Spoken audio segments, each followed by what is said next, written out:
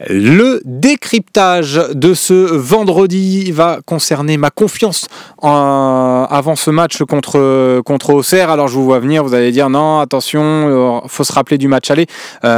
Évidemment, il va falloir se rappeler du match aller où on avait vécu un petit peu un enfer avec ce match-là qui avait très très mal tourné.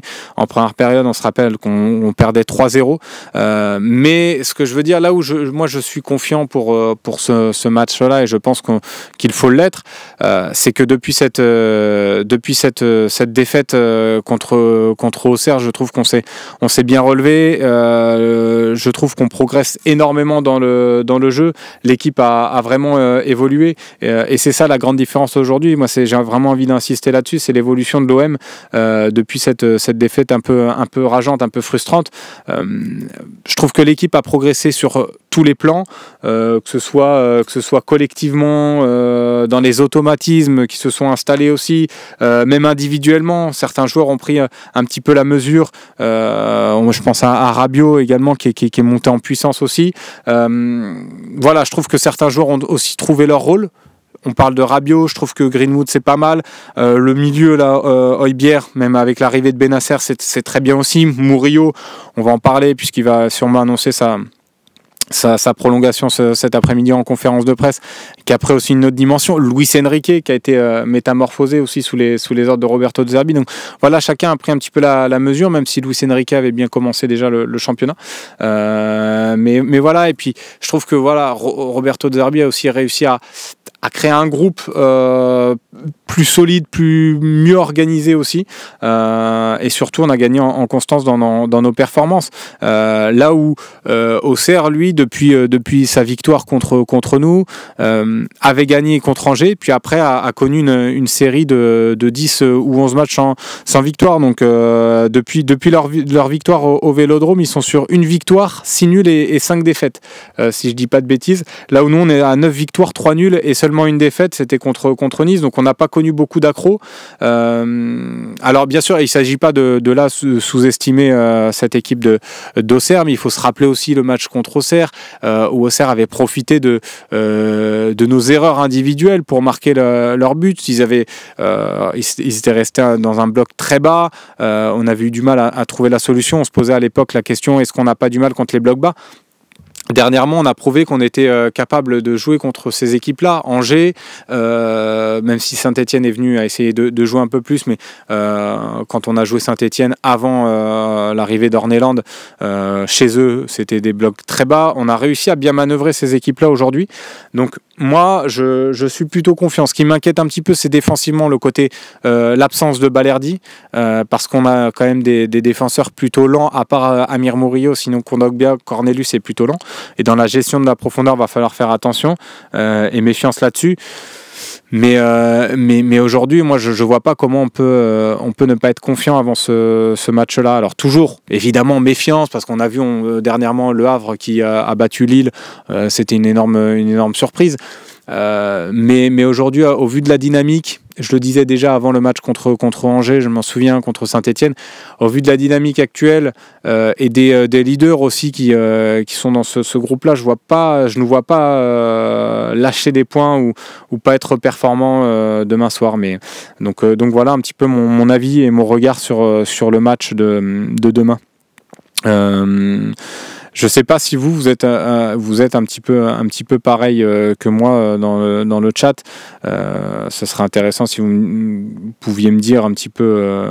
Ladgar, Balerdi n'est pas rapide. Ah non, tu peux pas dire ça, Ladgar. Je suis pas d'accord. Ça reste un défenseur quand même rapide, qui a en plus de ça une bonne lecture du jeu. Donc non, c'est peut-être moins rapide que certains grands défenseurs, mais ça reste un défenseur rapide, honnêtement, Balerdi.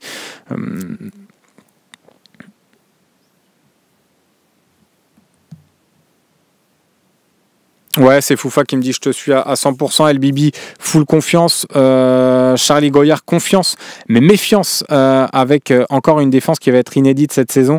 À chaque fois qu'on a joué avec une nouvelle défense, on a souffert. Mais ouais, c'est un petit peu le cas. Cette défense-là, on l'avait vu contre Toulouse, il me semble, la défense Murillo, Cornelius et Kondogbia. C'était contre Toulouse qu'on l'avait vu au match aller, là, on avait battu Toulouse. Sinon, depuis, je crois qu'elle n'avait pas été alignée de nouveau. Donc, c'est sûr que c'est une défense un petit peu inédite. Mais moi, je pense que voilà, ils ont travaillé quand même toute cette semaine-là pour que Cornelius aussi soit à l'aise dans les ressorties de balles. On va voir aussi comment ça va se passer. Est-ce qu'il va avoir la même responsabilité que Balerdi à la relance? Faut voir. Je suis pas sûr qu'il soit capable de le faire. Ça va être un petit peu le point d'interrogation. Mais voilà. J'ai vu Rudy Lover, tiens, qui me dit moi je suis confiant puisque Brassier est pas sur le terrain. On joue plus à 10 contre 11. Ouais, c'est à 10 contre 12, c'est vrai.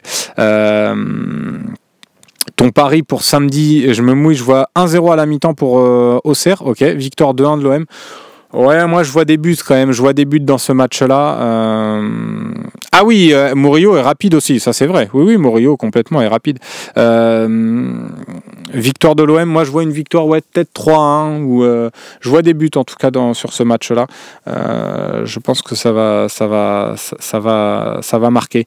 Dedic, t'en penses quoi, Slim? Bon, écoute, Dedic sur ce match-là, puisqu'on est vraiment, on fait un focus sur Auxerre OM dans ce petit décryptage-là. Dedic, pourquoi pas? Il pourrait débuter. Après, je pense, il a dit de Zerbi la dernière fois qu'il n'était pas encore à 100%.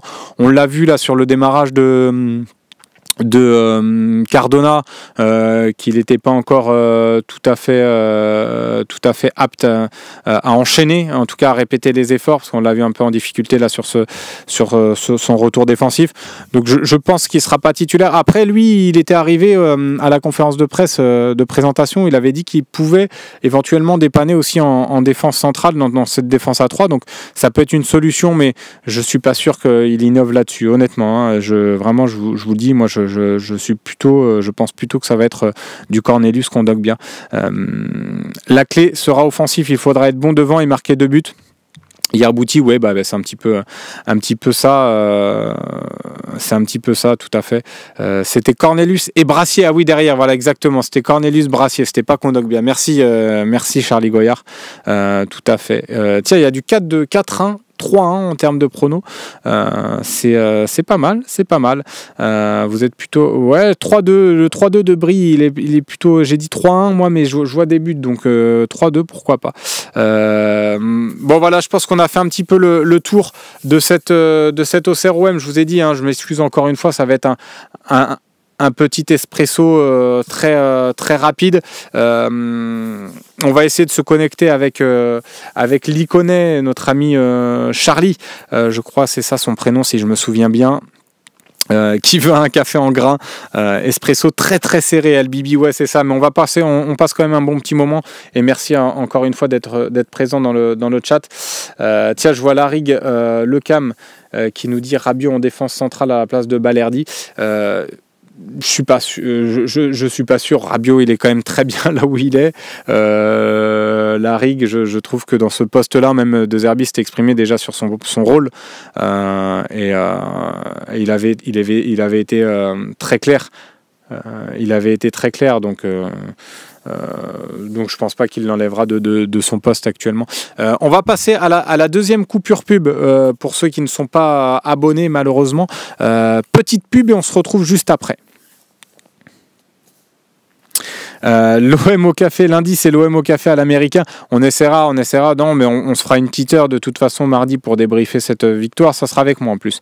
Non, Yerbouti, ça sera Loïc cet après-midi à la conférence de presse, puisqu'il va aussi accompagner Romain Canuti qui va gérer l'interview aussi d'Amir Murillo là, dans quelques instants. Ils vont sûrement aller à la commanderie pour interviewer Murillo avant sa conférence de presse, donc vous pourrez retrouver après tout ça la la conférence de presse, l'interview de Murillo sur notre site internet. On mettra des extraits également sur YouTube, sur Instagram pour ceux qui sont sur les réseaux, sur notre compte Twitter aussi, TikTok. Donc voilà, vous pourrez retrouver un petit peu tous ces extraits et l'intégralité sur nos plateformes, évidemment.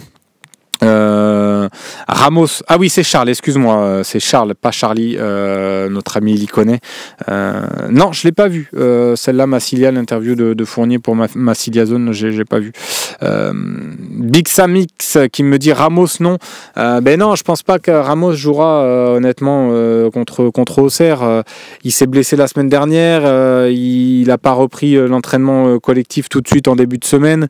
Ils vont faire encore des tests avec lui pour savoir s'il sera dans le groupe là ce vendredi à l'entraînement. Donc moi je le vois pas honnêtement être titularisé là comme ça. Ce serait pas lui faire un cadeau. Je pense qu'il est à court de rythme aussi, donc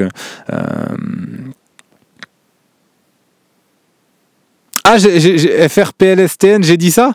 J'ai dit pour débriefer la victoire. Ah bon, et je voulais dire pour débriefer le match. C'est vrai que là, le lapsus, je suis confiant, mais c'est vrai que là, j'ai fait un beau lapsus. Merci de me l'avoir dit. J'avais même pas fait gaffe. Que j'avais dit ça.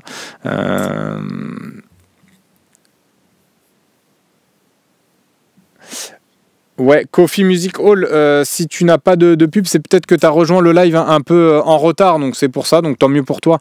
Si tu n'as pas reçu la pub, c'est évidemment, si vous prenez le live pas forcément au départ, vous pouvez ne pas avoir de pub sur les moments où je la lance, c'est possible. Mais écoutez, la petite pub est terminée, on va passer à la troisième partie, les appels, on va essayer de voir si on peut pas avoir notre ami Liconé.